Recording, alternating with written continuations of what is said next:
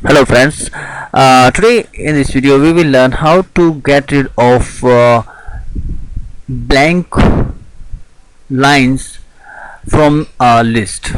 Okay, suppose I'm on this Google search result page and I want to scrape the titles. I have already selected the element that have this title and put that element into scrape attribute, and it is giving me a result with some blank lines. This is what I don't like. Okay, so easiest method of getting rid of these lines is that instead of using scrape attribute directly in the alert command or add list to list command, you can add scrape attribute function to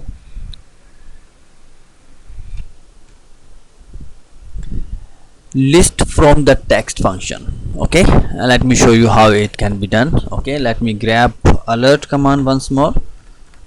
Oh sorry, and here we are.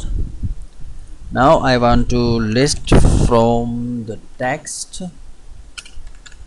Okay, list from the text, and okay, I need to use the scrape attribute. This will be the line, and in delimiter just go here and type new and drag the new line, right?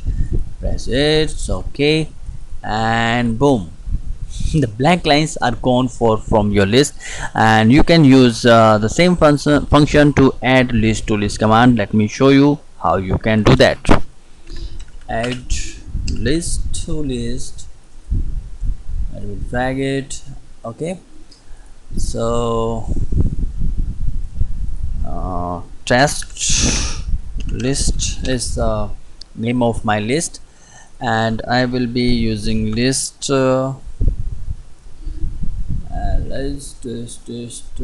from text, sorry friends, and drag it here and paste this, and it's a new line.